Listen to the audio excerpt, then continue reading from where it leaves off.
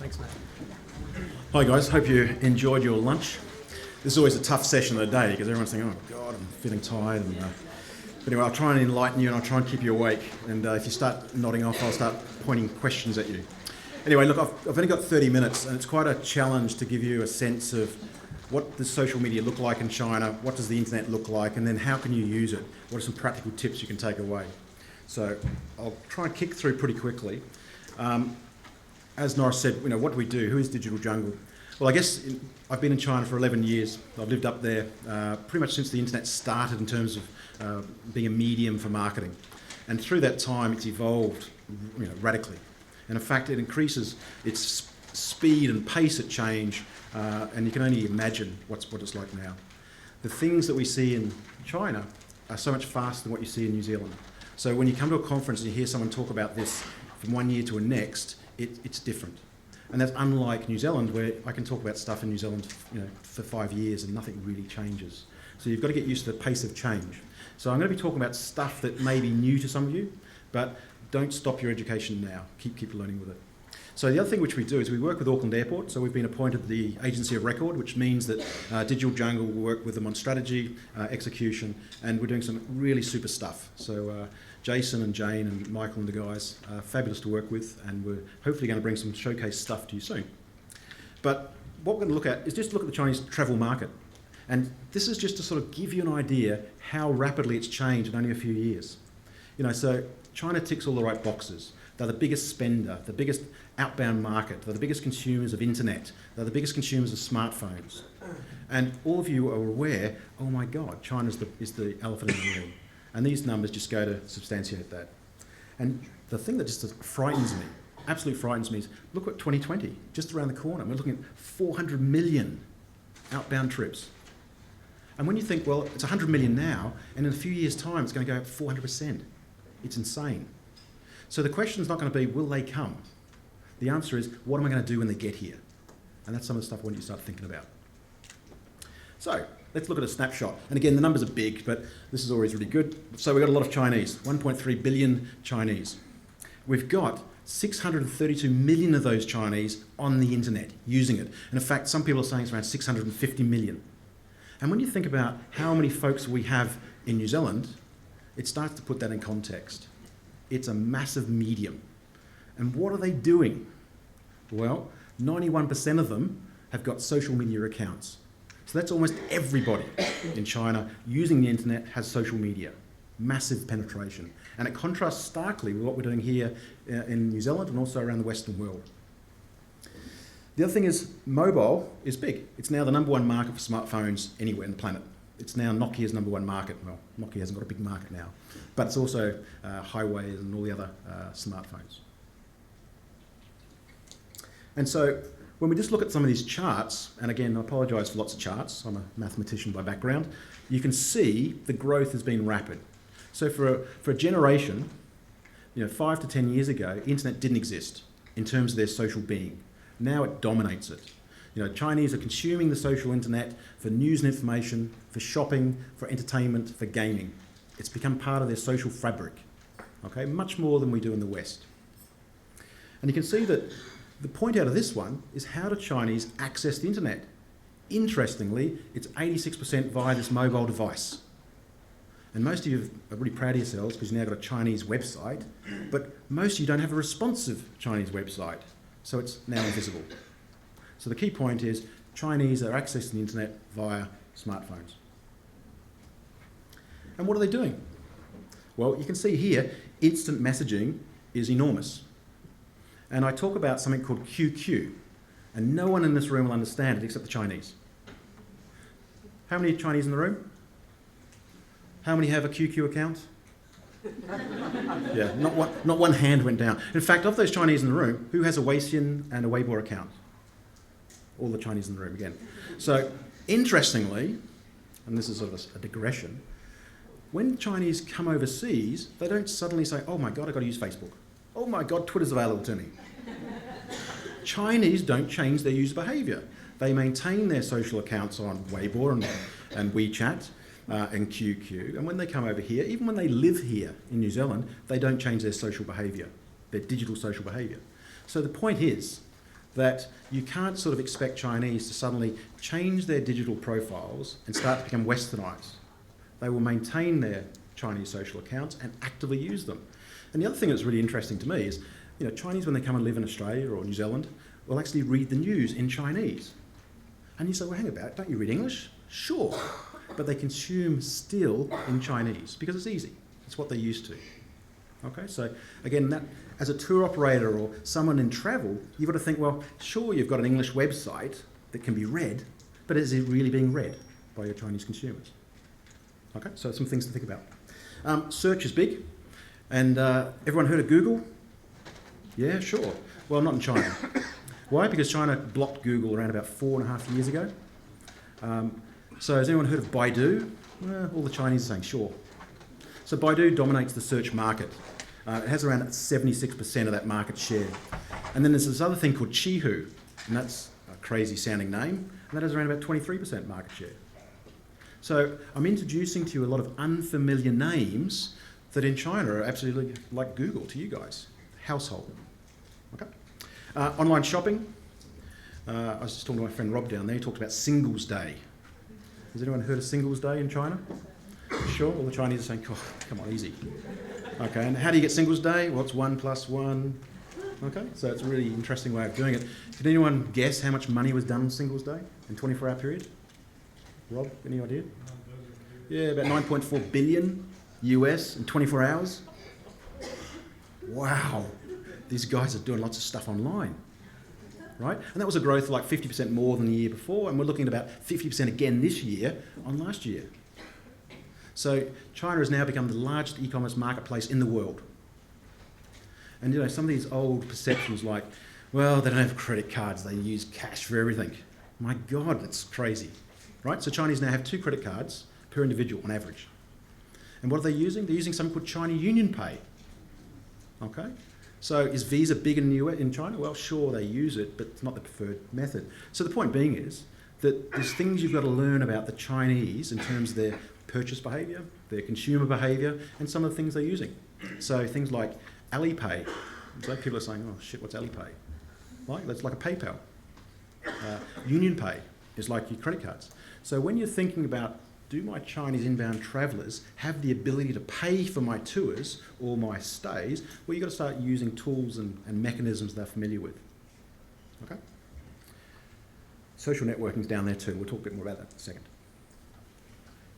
Okay, mobile internet. This is really interesting. So I've told you before that mobile is critical. Okay, it's not nice to have. You've got to have a mobile access and a mobile website. And what are they doing? Instant messaging. And you've got to sort of think about it, because why would someone, a nationality, be so active online? It's because most people in tier 1 cities, Guangzhou, Beijing, Shanghai, spend about an hour to an hour and a half getting to work every morning. So in that time, they don't just sit and talk randomly to strangers. They get onto QQ and the messaging systems, they watch video, and they consume a lot of digital, because they've got 3 hours of their life every day spent in transit. And if they work at my company, most of the day as well. Okay, so you've got to start thinking about why the social containers that they live in permit this. Search is big. Okay, so we talked about the search engines before. News is consumed via social media much more actively than some of the more traditional channels. And again, if you sort of think about the context in which the Chinese people live, well, that might make sense. So there's a lot of skepticism about what the government tells you. Hard to imagine, right? So this social media stuff permits them a bit of freedom. That freedom is changing rapidly, but it gives them a sense of understanding what's going on. And in fact, that social media has now changed the way the government is working. And you may have heard about the corruption crackdowns, right? And a lot of that is a direct response to social media. And a couple of years ago, we were seeing photos in Weibo with police officers wearing 3 or 4 Rolexes. And it was the social backlash about that that caused corruption trials to start to find out who these people were. There was a lady, a young, attractive woman who represented the RSPCA, who drove a Lamborghini. Right? She was 24 years old, and there were questions about how did she get a Lamborghini, and a lot of other things. So that social backlash changed the way the government started working with their citizens. Okay, so this stuff has a two-way street. I've got to be mindful of my time, but it's the driving force. Social media, massive penetration. It's the world's most active in terms of social media. In terms of time online, it's the world's most active. You're going to see on this chart this thing called Q-Zone. And Q-Zone is an interesting platform. It's probably one of the more traditional ones, been around in digital for a few years. And it's part of a family of the Tencent group. And Tencent's the same company, same software vendor that produced WeChat. And what's happening now in China, they're sort of aggregating all of these Tencent family of products together. So WeChat and Q-Zone are together. You've got this thing called Sina Weibo, and you've got these two other things which are dying. Ren is sort of falling off the map. But these are just some names to think about. A bit more about Weibo, and all my friends from China, they've already said, yep, got that. We sort of ticked it off. It really had its heyday in 2012. So if I go back a few years' time, that was sort of the peak. And that was sort of the platform of choice. And it really is a comparison between Twitter as a microblog and what Weibo offers. Now, don't let people convince you that it's the same thing, because it's absolutely different. So Sina Weibo has a microblogging functionality, but it's probably more akin to Facebook, where you've got groups and things as well. Okay, but that's the easiest way to describe it. It's got around 500 million users, probably about 80% are fake, which means there's about 100 million daily users. And people on Weibo are really active about following brands. So in China, the average Weibo user will follow 15 to 20 brands. Wow. In the West, we hate following brands because we start getting less spam and their noise, right? But in China, they consume it as almost entertainment. Because if they love that brand, they want to know about it. Just as if they love your location or they love your tour, they're going to want to consume stuff. They're not fearful of following a particular brand or destination. And you can sort of see stuff.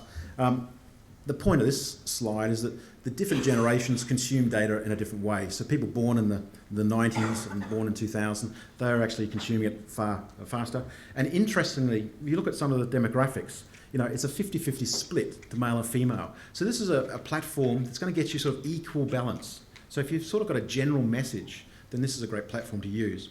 And what we would do in strategy is we'd use this more as like a radio. You broadcast your messages, and people would listen to it. Now, if they missed it, they're going to miss it, because if they're not actively looking at that time, they're going to miss it. So you treat this as a platform for reach, okay, for getting your broadcast messages out.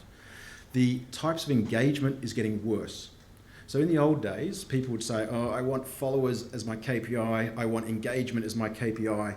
Well, what's happening now in this platform is people are getting less engaged. What they're doing is they're reading more, so the KPI's got to shift. So in 2014, 2015, our recommendation is to use the number of reads as your KPI and not the number of shares or likes, because there's a propensity now for doing less of that. It's just a trend. Okay, WeChat. Okay, WeChat is probably my most exciting platform. It's the one I get really turned on by, because it started as a bit of a peer-to-peer communication platform. And the difference between WeChat and Weibo is this one was private. So I could only follow you if I knew your phone number, and that sort of validated me as real. Because around 2013, 2014, everyone got sick of all the fake fans in Weibo. You know, and it was really good because Western companies would say, we want followers. And my Chinese teams would say, hey, easy, just buy them $3, got 1,000 followers, right? In fact, $3 got you about 10,000 followers, right? So the good thing about this platform was you didn't have fake fans, so it was much more authentic, much more legitimate. And then what happened was WeChat then moved from this one-to-one to one-to-many, and you could start creating groups. And then they introduced this thing called Enterprise, which is a way of saying you can have a service account or you can have a subscription account. Subscription is sort of for pushing information out, so if you're a company that wants to push stuff out, I use my subscription. If you're a company that wants to sort of create customized experiences, well then service is the way to go. But some of the things that you can do, because you know already that people are using mobile devices. And if you know that there's around about 600 million people using it, that's a pretty good population, given that there's only 650 million using the internet. So you've got a pretty good addressable market using this platform already. So what WeChat did is they said, okay, well how about we introduce this idea of commerce into WeChat. So now they've built in wallets, link them to Alipay and China UnionPay, so folks can actually purchase directly from within the platform. So almost all banks and insurance companies have rapidly moved in this way, because now they've got a social community that says lots of nice things. Those recommendations make people purchase, and you don't even have to move out of the app. Click once, I've now purchased. And the other thing that really was exciting is they brought back one of my favourite things, QR codes, right? And everybody in New Zealand said, QR codes, my God, right? But they've revitalised them, because now everybody in China scans QR codes. It's become an inherent part of what we do. And they introduced this term called O2O, another term. So online to offline. So how do I take that digital native, that digital community, and link them to a physical building or a physical product? Well, you're doing it through QR codes. So if you go anywhere in China, you're going to find these little square QR codes. People are going to scan them, and interesting things will happen, such as a purchase might be made immediately. Oh my God, I just bought something. Or it could be in a museum where you scan a QR code, and suddenly now I get in Mandarin a nice bit of dialogue about what I'm looking at. Or I scan a QR code and suddenly I've entered a competition to win a trip to New Zealand. So very powerful things. And every single one of you who want to talk to Chinese should be integrating QR codes into your strategy. And most of you probably think, oh shit, don't even know what a bloody QR code is. Highly important. Now, people have moved on from the little square ones that look like ugly black boxes, and you can create these really funky things. And they can become three-dimensional, and they become representations of your logo. So don't be thinking you've got to put these ugly square things on your product brochures, because you can be innovative. And I urge you to be innovative. Have a competition. Let the Chinese travellers help you develop your QR code. So think about that. Exciting, isn't it? This is just a slide that tells you how exciting it is, because it's now the preferred platform of Chinese. We've done this really cool thing, because with WeChat, it's location-based services, and they talk about LBS, right? So one of our clients in Australia, who's I guess it's a large, not a department store, but a mall, and when someone who's following us goes into that mall, we know them because we've got their location. And once we know they're in our store, we can send them a customised message, and they say, wow, they really care about me because they saw me come into the store. And not only do we care about them, because if that Chinese traveller went to the electronics counter first, we have a design logic, we send them a different voucher. Or if they went to the perfume counter, they get a completely different business logic. So not only is that Chinese traveller saying, they care about me and they're watching me, because what we're doing is we're highly personalising their experiences at a retail level through a platform they're already using. So that's just about aligning consumer behaviour with response. User-generated content. And again, we've sort of talked about this. User-generated content is your friend. You want your Chinese travellers to talk about you, generally in a good way. Because Chinese travellers will definitely talk about you. So you need to be aware that they're definitely going to talk about you. If you're on the food side, they're definitely going to take photos of your food and they're going to share it. Because in China, social media has a very powerful position in changing people's perception. It's 2-to-1 to the West. So for example, if someone in China got a recommendation from a friend digitally, it's only second to physical family and friends. It's a massive change. So in the West, if you got a digital friend you didn't know, say, hey, go and check out this activity, you'd say, oh, okay. But in China, that means a lot more than here. So recommendations by digital friends they may not even have met will move the needle. It will change perception. It will change people's intent to purchase. So you've got to leverage that. And as I think Louise was talking about, soliciting that stuff. You've got to be in the market for soliciting recommendations, soliciting experiences and sharing it. Very, very important. Okay. Outbound travellers are online. And we've talked about this. Your travellers coming to New Zealand are digital natives. They're a digital traveller. They're connected. So you've got to make sure that you participate in that. And again, how do you participate in it? Well, you've got to have your product brochures. You've got to have your websites. You've got to be able to talk to these guys in places that they're going to be spending time in. And I had an interesting discussion out while we're having lunch. And we've gone through this real interesting evolution, because a few years ago, we didn't have websites in Chinese at all. And probably some people now don't have a Chinese website. And then we sort of went through this evolution saying, well, okay, I'll Google Translate it. Be pretty good. Hopefully most of you who did that have now changed, but that was a natural progression because we thought, oh, it's good enough, it looks Chinese to me, can't read it, it's okay. And then we started going through an idea, well, we better translate it. God, get that intern to come in and do some translation, right? But the problem was, we don't do that in English. We don't translate stuff, we market. So what we try and do now is we try and take the intents from the English and we copyright it, just like marketers do, right? So it's a natural evolution. So hopefully those people thinking, okay, mental note, make a Chinese website, do copywriting, don't do Google. Okay. Next thing, get into social media. And another conversation I had as well, oh, do I have to hire a Chinese person to do this? Absolutely not. There's going to be a different stage. So when you have a business case to support a full-time Chinese staff, sure, consider it. But you don't need to go all that way. There's other ways to de-risk it and try and use an outsourced provider. There's many of them that can offer that. Just make sure you use a good one. Okay. The other things which you've got to do is think about how do Chinese communicate. So a couple of things that are really interesting. So you want to solicit recommendations and things, but you also want to do EDM. Oh my God, EDM is back again. Every 5 years it keeps coming back. EDM is critically important in China because in China the spam laws are different. The response to email is different. Okay, just in New Zealand it was like, oh Jesus, spam, delete, delete. It doesn't necessarily happen.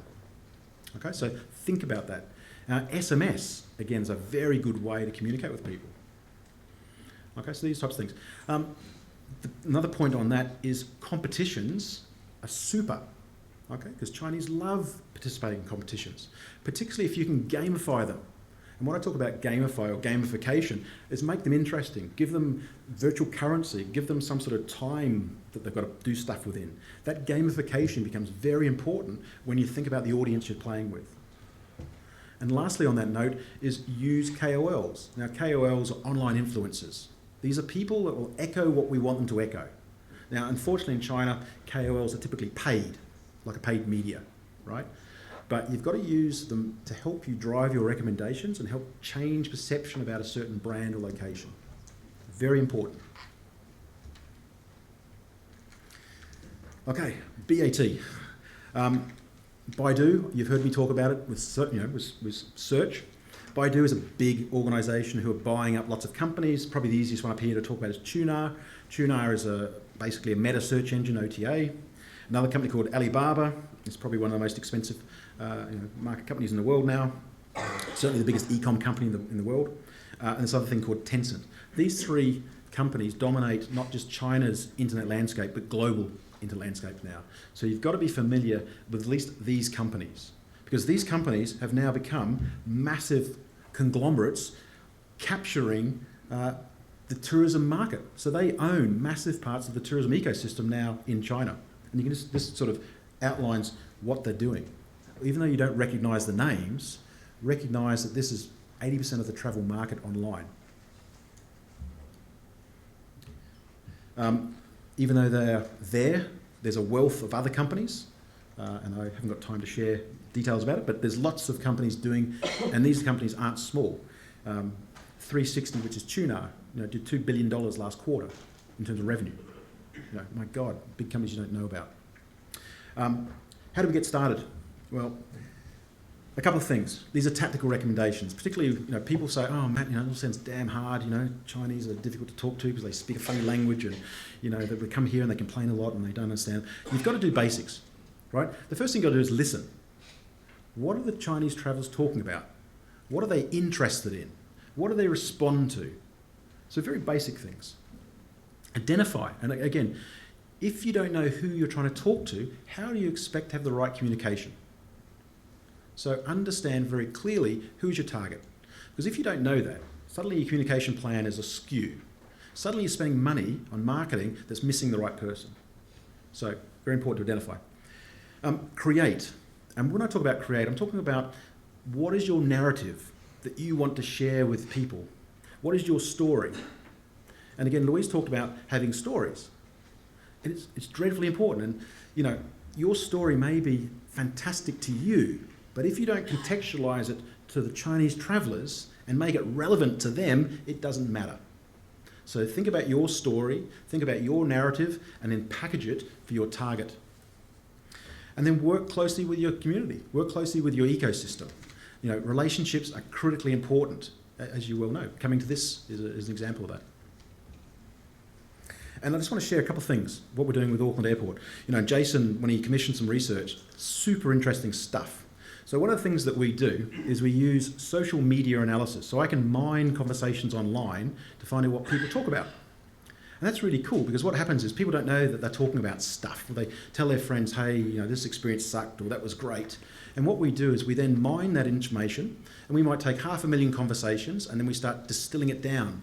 And when we do that, we have these really pretty artful pictures.